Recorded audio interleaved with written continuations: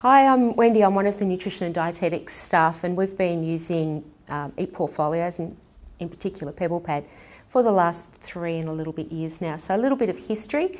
We have a 2-year master's degree. It's competency-based development. Our first year students spend the year mostly in the classroom, but it's a bit of skill base and a bit of knowledge base that they're learning. Our second years then spend the year outside of the classroom. They do a semester of research, which is a straight 13-week semester, and they have 20 weeks of clinical placement, which is spread over usually around 4 different placement sites. So we cover 3 different domains of dietetics in doing that, so it's quite varied in terms of what they do. And traditionally, our assessment that we started with PebblePad was based really just around these placement sites. So to start off with, we just had paper-based, and that was pretty messy because it was a tick-the-box system. It was often just done in a rush at the very end of placement. Wasn't particularly good in terms of learning or engaging the students in their own learning and their own competency development. What we wanted to do was to engage them in the whole process so that we really made them think about setting goals and strategies, directing their own learning and directing their own outcomes, and understanding what it actually meant to be a dietitian. So after our last accreditation, we were advised that we could no longer use those paper tick boxes. We could have used another one, but we had been using the same form that the other 4 universities across New South Wales and the ACT doing dietetics were using. So towards the end of 2012, I had been speaking to another of our staff members about this new PebblePad that was around, and he'd been trying it in biochemistry, and it worked okay, but it wasn't particularly purpose-driven for that. But when he showed me, I thought, well, that could actually work really well in dietetics. So towards the end of 2012, I was a clinical educator, still mostly out on site in the hospitals, and I started with 4 students, and there was 2 that started at one hospital site, and they split over 2 then and then came back together and swapped over. So I had quite a hands-on approach with them, and we trialled the PebblePad, and with them, instead of me doing all their assessments, asking them to put their reflections onto PebblePad. And it was really interesting in doing so. I had a couple of students who weren't very good at verbalising what they thought or being able to give you feedback on their progress at the time. What I found was when they did it on paper and then I got to read it remotely at a different time from them as well, that they had very, very good insights into what they were doing and what they needed to do in terms of moving forward and addressing the competencies. And that, for me, was the first real win, that we could get some engagement and communication with students who maybe don't think so well on their feet and who really need that time to step away, think about what they're doing and put it on paper rather than giving a quick answer. So that was our first win. What we then did was to roll it out across all of our students on half of their placement in the second semester that we trialled it. So this was semester 1, 2013.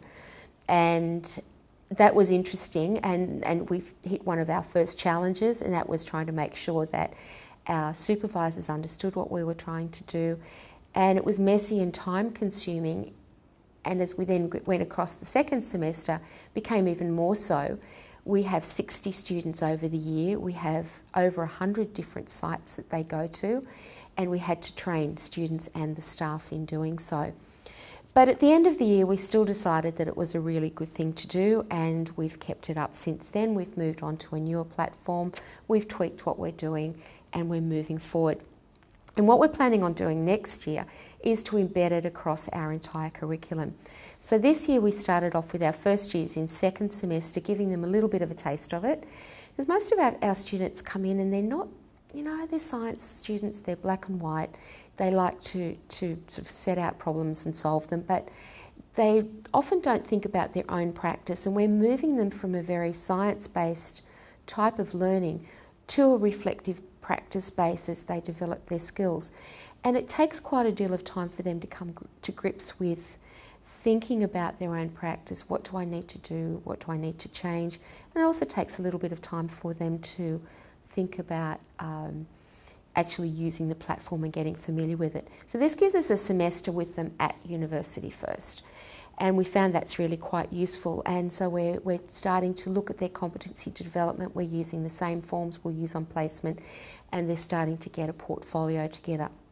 So next year, we've got new competencies coming in from our accrediting body, and we're looking at starting at week 1, year 1, and using the competencies so that the students get very familiar with those, and it's embedded right across the curriculum.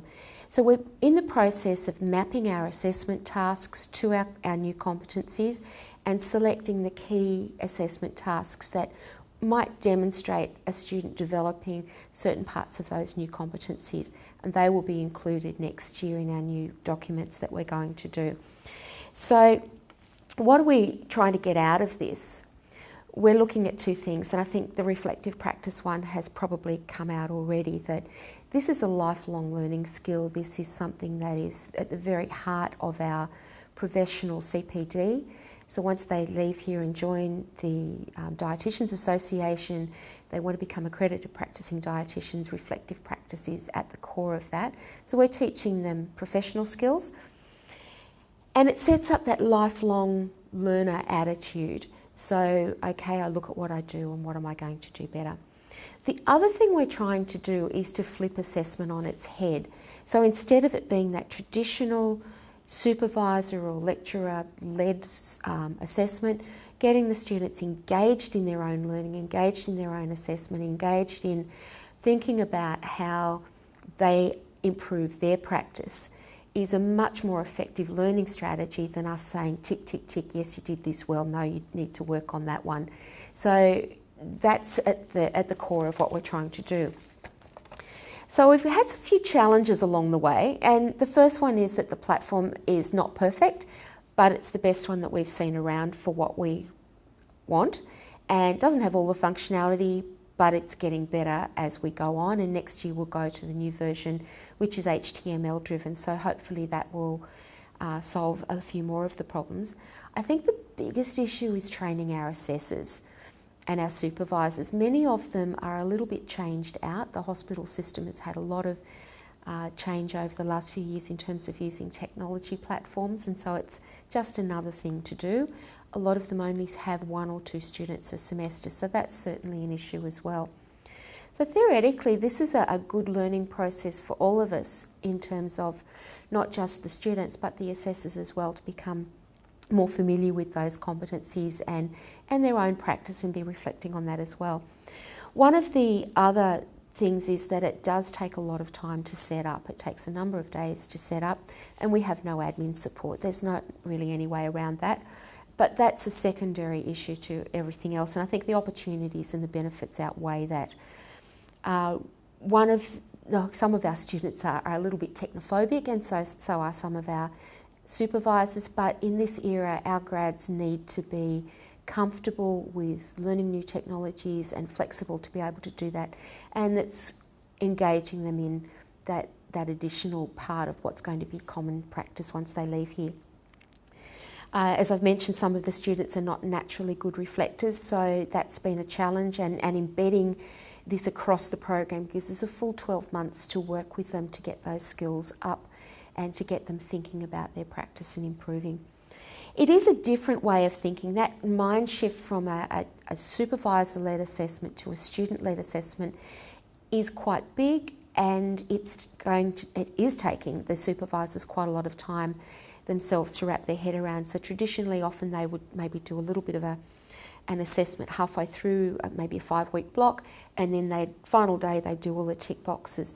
What this is asking them to do is to allow the student to come to them with some evidence and say, look, I've put some evidence in, I think I've actually nailed this competency, can you have a look at it, can you maybe sign it off? And that can happen any time throughout the 2 years of their placement. And that means the supervisor does need to be able to stop what they're doing at some stage or make a time to sit down and do that. But it also means that the student can then go, well, I've got that one, I know I need to keep working on it, but that can then help frame the things that they really need to work on as they head towards the end of their placement. So that different way of thinking for the assessors is probably one of the biggest hurdles we're facing. In terms of opportunities, I think these outweigh all of those challenges. It's the engagement of the student in their own learning, and that's a fundamental win. It's rather than the spoon feeding, it's them making it happen. It's developing graduates who are independent, that are self-driven in their own learning, that are critical thinkers, and that are able to problem solve and assess their practice and set goals and strategies for lifelong learning. There is a development of a portfolio of work, and this is pretty exciting when the students come back to us and go, you know what, I found that really hard going through placement, but now I'm applying for jobs, I've got all of this evidence, it's all in the one place, it's all together, and making the job applications has become a whole lot easier for them. And so I've had a number of them independently come back and tell me that that's been a real win and that they did get a lot out of doing this. So as I said, the portfolio is the basis of forming goals and strategies. Our grads have that mentoring year the first year up, and so often they can use these with their mentor as well. At the university end, it gives us clear evidence for our accrediting body of appropriate and adequate training to an acceptable standard, all in the one place. And we have 2 reports, checklists, we've got probably another 20 or more forms, 4 reflections on placement, which all used to be in paper. And we work in a supposedly paperless office, and it's taken all of that away. There's no more chasing up, you haven't submitted this. The students had to bring them into the university, even if they didn't have to come in for any other reason. So it's made that a whole lot easier for everybody, and it's all on hand when it gets to accreditation. So in 2016, integration and embedding across the curriculum will allow our students from the start of the course to develop skills and consider the breadth of skills and knowledge that they require as a practicing dietitian, and really make their learning very engaged and very much self-driven.